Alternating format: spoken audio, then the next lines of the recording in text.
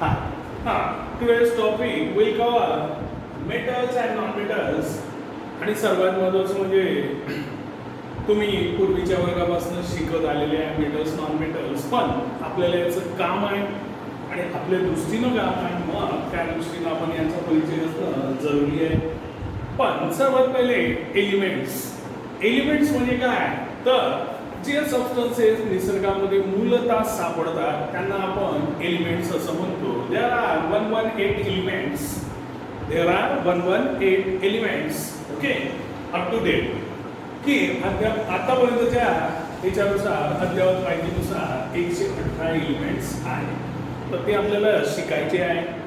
पण elements the substances which are found in nature the substances which are found in nature in their original forms are called as elements. The substances which are found in nature in their original forms are called as elements. There are three types of elements and these are metals, non-metals and metalloids. Metals, non-metals and metalloids. Okay. मग आता हा नवीन काय आहे तर काहीच नाही. Metals non metals आपण बघणार आहे तर याला पहिले इंडिकेट करून टाकू. मेटलॉइड्स तर मेटलॉइड्स काय करते काही प्रॉपर्टीज मेटलच्या दाखवते काही प्रॉपर्टीज नॉन मेटलच्या दाखवतात. The substances which shows the properties of both that is metals and non-metals are called as metalloids.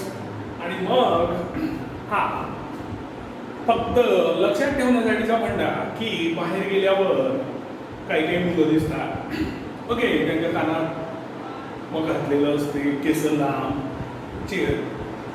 Belt लावलेला असते काही पिना पण लावतात अफलातून असतात. मग आता एक्सटर्नली पाहिल्यावर काय होईल काही प्रॉपर्टीज मेलच्या दिसतात काही प्रॉपर्टीज फिमेलच्या दिसतात. So I will call them metalloids because they show the properties of male and females external. Okay, तर मग असेच मेटलॉइड्स लक्षात ठेवायचे कोणी आणि मग शुद्ध मराठीमध्ये बाईचा बाप्या आणि बाप्याची बाई असे जे असतील तर त्याला म्हणायचं मेटलॉइड्स. मुलगी असून मुलासारखं बिहेवियर करत असेल मेटलॉइड्स असं फक्त लक्षात ठेवण्यासाठी पेपरमध्ये नाही लिहायचं नाही तर बस मेटलॉइड्स बाईचा बाप्या आणि बाप्याची बाई. तर अशा प्रकारचं व्हायला नको फक्त लक्षात ठेवण्यासाठी आणि अशा पद्धतीने लक्षात ठेवल्यावर आठवते. जेव्हा आता तुम्ही बाहेर जाल तर तेव्हा असा व्यक्ती दिसल्यावर शब्द एकच आठवेल metalloids which shows the properties of both that is metals and non-metals. तर असो ते फक्त लक्षात ठेवण्यासाठी फंडा सांगितला अदरवाईज घ्यायचं नाही. Okay nowadays metals and non-metals. मग आता मेटल्स तर आपण बघू की तुम्ही जर समजा नोट्स घेत असाल तर मग सरळ मेटल्स आणि नॉन मेटल्स मधला डिफरन्सेस लिहून टाकायचा. तर सर्वात पहिला metals have lustre.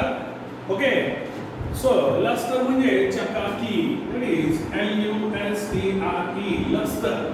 Okay lustre म्हणजे चकाकी. तर मेटल्सला चकाकी असते पण नॉन मेटल्सला नक्कीच असणार नाही.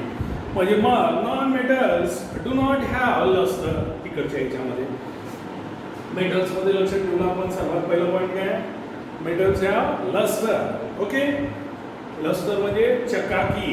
Non metals do not have luster त्यांना चकाकी असणार नाही. This is our one point of difference. Then second one metals are malleable.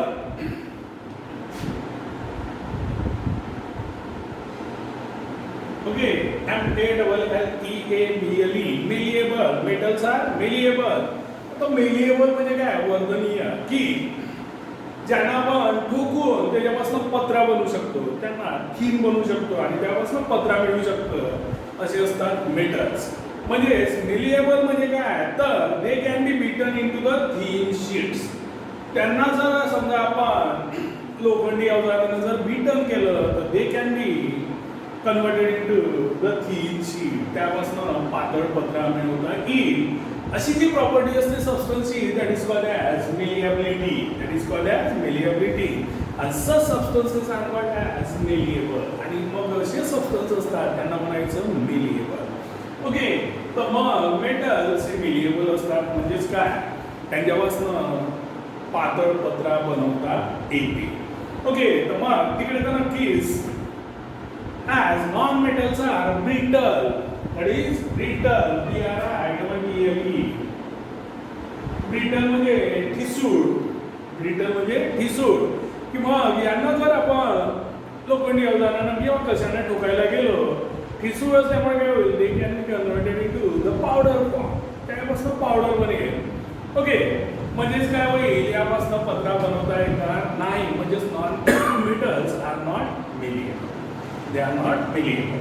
Okay, तर ह्या दोन प्रॉपर्टी झाल्या. पहिली चकाकी, मेटलला असते, नॉन मेटलला नसते. पण मेटल्स मेलिएबल असतात, त्यापासून पत्रा बनवता येते, थिन शीट बनवता येते. नॉन मेटल्स ब्रिटल असतात म्हणून त्यापासून आपल्याला थिन शीट बनवता येत नाही. ओके, मग metals are ductile. Okay, D-U-C-T-I-L-E, ductile. Ductile म्हणजे त्याला मराठीत तन्यता म्हणतात. तन्यता म्हणजे समजलं असेल, ताणता येते. म्हणजेच काय, त्यापासून आपल्याला वायर काढता येते. So it is they can be drawn into the wires, म्हणजे त्यापासून आपण वायर मिळवू शकतो मेटलपासून. सो मग अशी जी राहते प्रॉपर्टी त्याला डक्टिलिटी म्हणायचं. आणि मग असे जे सबस्टन्सेस असतात ज्याच्यापासून वायर निघू शकते, these are called as ductile. So metals have the ductile, तन्यता.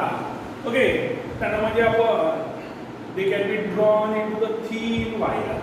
Okay, and this property is called as ductility and such substances are called as ductile. So metals are ductile. As non-metals are brittle, the non-metals brittle are, so they cannot be drawn into the wire. They cannot be drawn into the wire, and that's why they are not ductile. Non-metals are not ductile.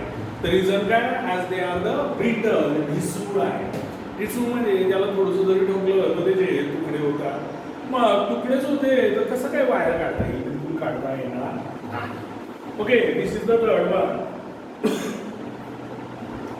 Metals are good conductor of heat and electricity. Metals are good conductor of heat and electricity. आणि आपण electricity डिटेलमध्ये नाही पाहिलं, पण electric current वाहण्यासाठी free electron असणं आवश्यक आहे. फ्री इलेक्ट्रॉन्स असणं आवश्यक आहे आणि मग चार्जेस मूव्ह झाले पाहिजे, ते आपण पाहिलं होतं इलेक्ट्रिक करंटमध्ये. तर इथे फक्त एवढं समजून घ्यायचं, metals are good conductor of heat and electricity. आता गुड कंडक्टर आहे म्हणजे चांगली, म्हणजे त्याच्यामध्ये अडथळे कमीत कमी आहे, म्हणून तिथून इलेक्ट्रिक करंट चांगला होऊ शकतो. तर मेटल्समध्ये फ्री इलेक्ट्रॉन्स असते, मेटल्समध्ये फ्री इलेक्ट्रॉन्स असतात आणि म्हणूनच मग तिथून इलेक्ट्रिक करंट होऊ शकते आणि कंडक्शन ऑफ हीट सुद्धा होते. Okay, non metals are poor conductors of heat and electricity, म्हणजे दे आर द इन्सुलेटर पण म्हणता येईल, आपण शिकलेलं आहे. ज्याच्यामधनं इलेक्ट्रिक करंट जास्त वाहत नाही, जिथे खूप सारे रेजिस्टन्स असते, खूप सारे अडथळे असतात, त्याला आपण इन्सुलेटर म्हणतो. मग इथे आपण म्हटलेलं आहे non metals are poor conductor of heat and electricity, that means they are the insulator. That means they are the insulator. So remember this. Metal म्हटल्याबरोबर आपल्या डोक्यात आलं पाहिजे लस्टर आहे, मेलिएबल आहे, पत्रा बनवता येते, डक्टाईल आहे, वायर बनवता येते आणि सर्वात महत्त्वाचं त्याच्यामधनं इलेक्ट्रिसिटी आणि हीट वाहून जाऊ शकते. So they are the good conductor of heat and electricity and opposite सगळ्या म्हणून नॉन मेटल्स. फक्त तिथं जेव्हा आपण मेलिएबल म्हणतो तर तिथं ब्रिटल म्हणायचं, डक्टाईल म्हणतो तरी ब्रिटल म्हणायचं आणि म्हणून मग दे are not malleable, they are not the brittle, they are not the ductile. असे 4 पॉईंट झाले. आता जनरल ट्रेंडमध्ये जर समजा नॉर्मल टेम्परेचर असेल रूम टेम्परेचर असेल, normal temperature, room temperature. Room temperature म्हणजे जे काही आपल्याजवळ अवेलेबल टेम्परेचर असेल त्यावेळेला that is considered as room temperature. At normal temperature, room temperature, metals are in the solid state. Metals solid स्टेटमध्ये सापडतील. म्हणजे मेटल्स म्हटल्याबरोबर आपल्या डोक्यात सॉलिडच आलं पाहिजे. फक्त एक एक्सेप्शन आहे and that is a mercury. पारा माहित आहे. ओके, तर mercury it is in the liquid state. तर प्रत्येक नियमाला उपत असते तर इथे लक्षात ठेवायचे सगळे मेटल सॉलिड असतात. Okay, metals are solid in a state at the room temperature. Okay, but exception is mercury. Okay, मर्क्युरीचा सिम्बॉल आहे Hg. Hg. ओके, तर mercury that is in a liquid state. आणि मर्क्युरी माहिती आहे सध्याच्या परिस्थितीत थर्मामीटरचं काम खूप आहे. थर्मामीटरमध्ये आतमध्ये जो असतो तो पारा, that is mercury and that is in a liquid state. That is in the liquid state. Okay, at the room temperature. Consider. Then, at normal temperature, non-metals are in the solid or gaseous state. आता जर समजा आपण non मेटलचा विचार केला तर normal temperature, room टेम्परेचरवर non metal जर असतील तर एक तर सॉलिड असेल किंवा गॅसियस असेल. सॉलिड असेल किंवा गॅसियस असेल. पण तिथे पण एक एक्सेप्शन आहे की ब्रोमीन, जो ब्रोमीन नॉन मेटल असून that is in a liquid state. म्हणजे पहा किती सोपं आहे लक्षात ठेवण्यासाठी. मेटल म्हटल्याबरोबर सॉलिड, एक्सेप्शन फक्त mercury that is in a liquid state. Okay, non metal solid पण असतात, गॅसियस पण असू शकते. म्हणजे काही सॉलिड काही gaseous. Exception is bromine and that bromine is in the liquid state. Okay, तर हा झाला आपला पाचवा point. I hope you are writing properly in your notebook. Okay, so at normal temperature metals are in the solid state. खालच्या ओळीमध्ये exception mercury it is in the liquid state. Though the mercury is metal still it exist in a liquid state. That is the exception you have to remember. Okay, then non-metals are at normal temperature, room temperature, non-metals are in the solid or gaseous state. Solid or gaseous state. But there is also exception that bromine, which is a non-metal, is in the liquid state. Okay, mug. सहावा point. Ordinarily metals have high density. आता मेटल्सला जास्त density असेल, high density असते तर reason बरोबर काय होते तर density is equal to mass upon volume. Mass तर जास्तच राहणार आहे मेटल्सचं, मग डेन्सिटी सुद्धा जास्तच राहील. Then it is ordinarily non metals have low density. म्हणजे नॉन मेटलला लो डेन्सिटी असेल as compare to the metals. मेटल्सच्या कम्पॅरिझनमध्ये म्हणजे मेटल्स म्हटल्याबरोबर त्याला हाय डेन्सिटी आलीच पाहिजे. ओके, मग इकडे नॉन मेटल्सला लो डेन्सिटी असली पाहिजे.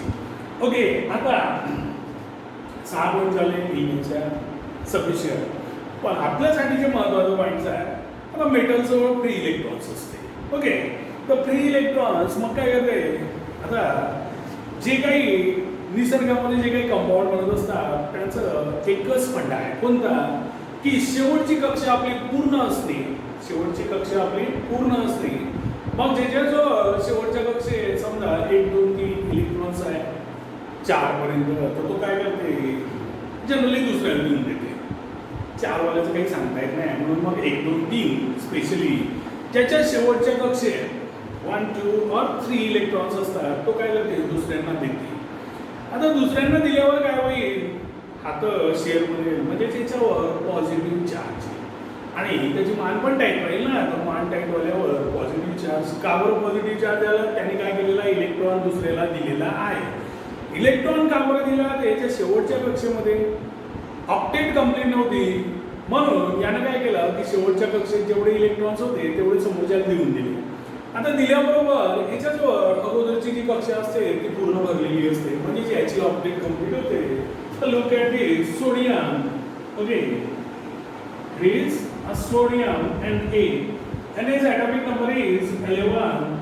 Electronic configuration is 2,8,1. 2,8,1.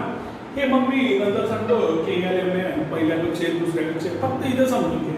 आता हा काय करेल, हा जो शेवटच्या कक्षेत एक इलेक्ट्रॉन आहे तिथे 8 आहे का नाही, त्याला 7 दुसरीकडनं घेता येईल का, आता परवडणार नाही आणि एवढं कोणी देणार मी नाही, एकच लिहावा.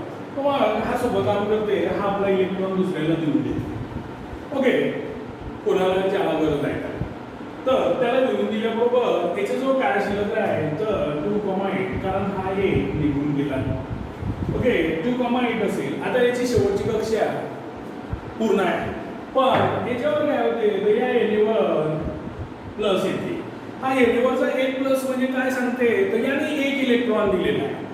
इथं जर समजा 2 प्लस असेल तर मग सांगेल की 2 इलेक्ट्रॉन दिलेला आहे. It is the case of Mg, magnesium 12.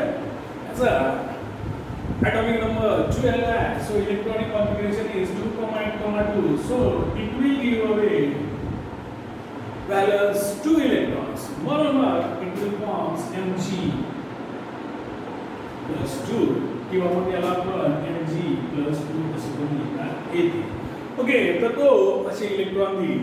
म्हणजेच आता तुमच्या पाहिल्याबरोबर लगेच लक्षात येईल की जर समजा कोणाच्या डोक्यावर जर प्लस असेल, किती प्लस आहे टेबल पाहून घ्यायचे, तेवढे इलेक्ट्रॉन यांनी दुसऱ्याला दिलेले आहे हे तर समजलं असेल.